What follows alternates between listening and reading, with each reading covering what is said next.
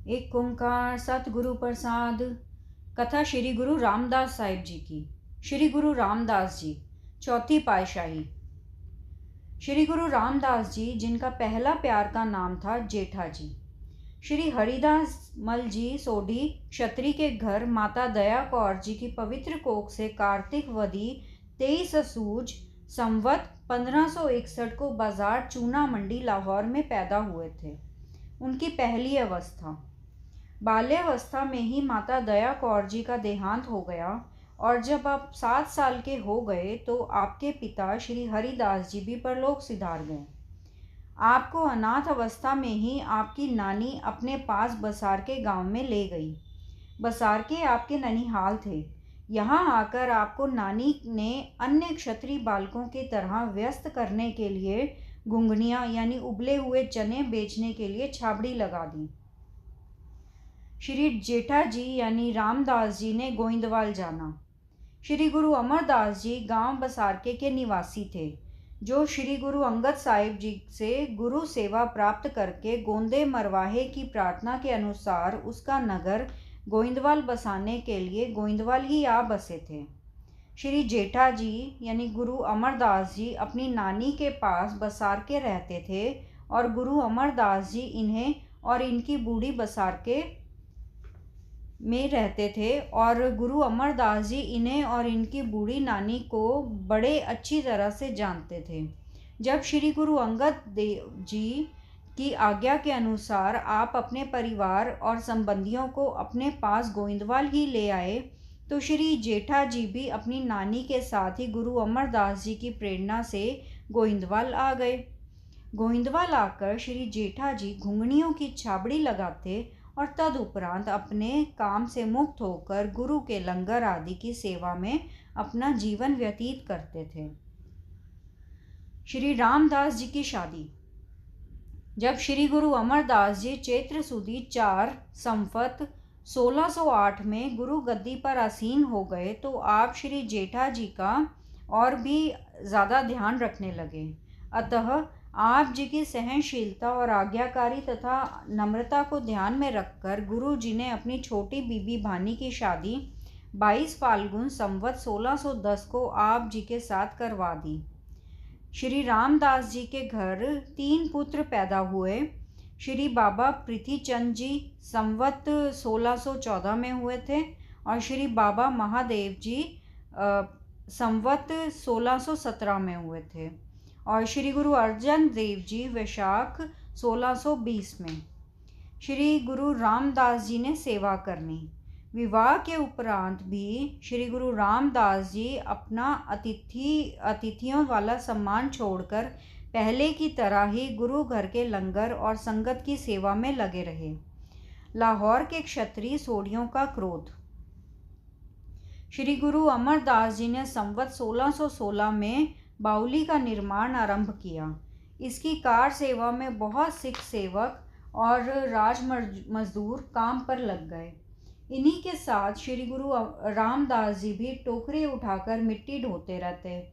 इन दिनों हरिद्वार कुंभ के मेले पर जाती हुई लाहौर की संगत गोइंदवाल के पतन पर आकर ठहरी। इस संगत में श्री जेठा जी की जात बिरादरी के सोढ़ी क्षत्रिय भी थे। उन्होंने जब श्री जेठा जी को टोकरी उठाते देखा तो वह बड़े क्रोध से गुरु जी के पास गए और कुछ कुड़माचारी का अहंकार और कुछ जेठा जी की बुरी हालत को देखकर गुस्से में भरे हुए बिना किसी सत्कार के गुरु जी को आपने कहा कि आप यह अच्छा काम नहीं कर रहे हो।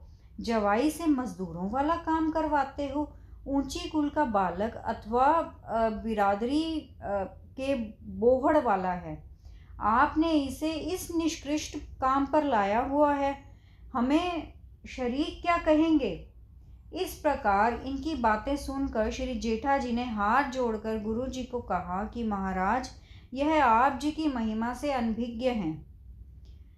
इस कारण बिना सोचे समझे ही बढ़ चढ़ कर बोल रहे हैं।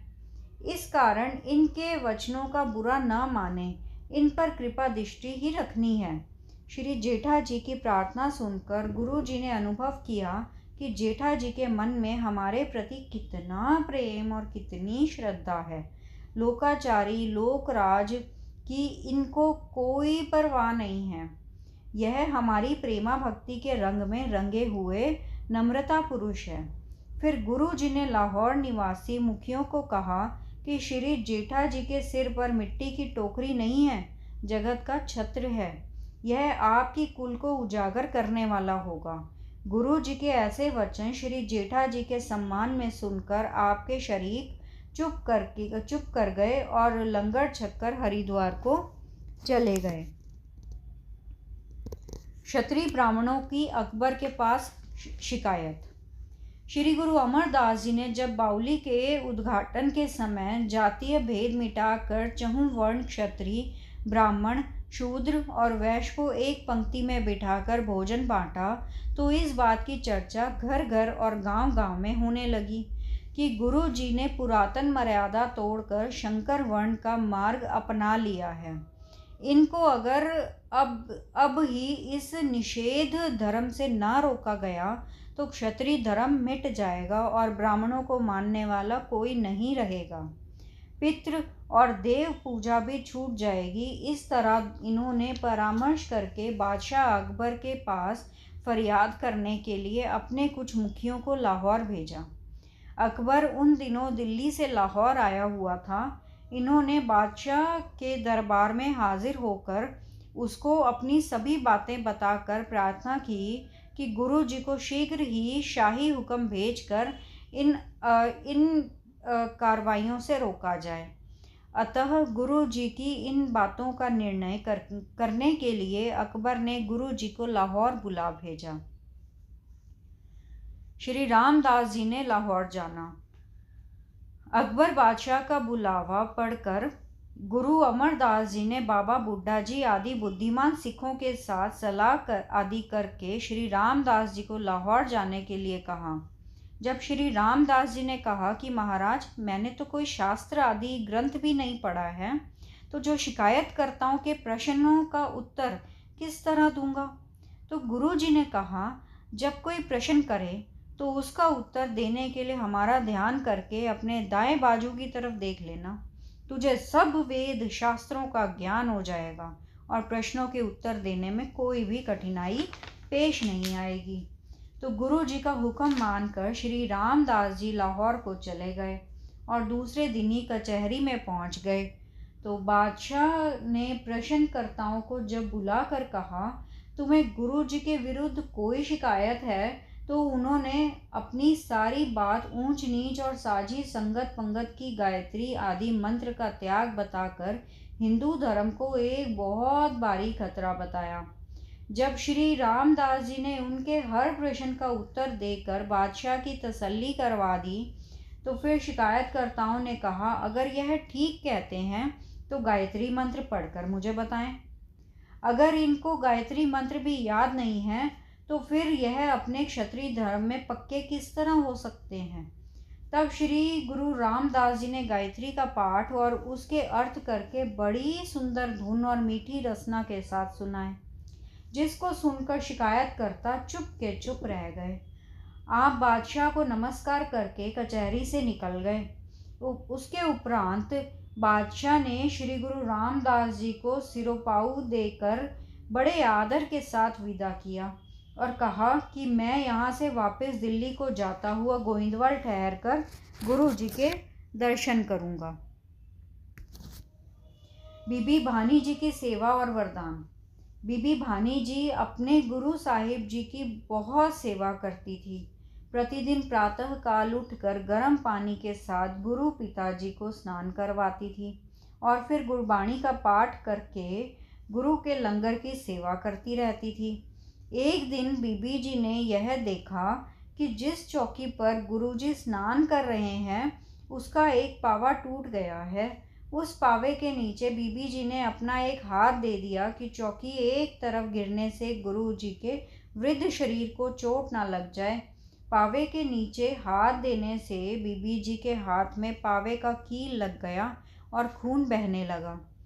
जब गुरुजी स्नान करके उठे तो आप जी ने देखा कि बीबी जी के हाथ से खून बह रहा है। तब आप जी ने बीबी जी को इसका कारण पूछा तो बीबी जी ने सारी बात बता दी। बीबी जी से सारी बात सुनकर गुरु जी ने प्रसन्न होकर आशीर्वाद दिया और कहा कि संसार में आपका वंश बहुत बढ़ेगा, जिसकी सारा संसार पूजा करेगा। सतनाम सतनाम सतनाम जी, वाहे गुरु जी। सतनाम सतनाम सतनाम जी, वाहे गुरु जी। वाहे गुरु तेरा शुक्र है, शुक्र है, शुक्र है तेरा दात्या, तेरा शुक्र है।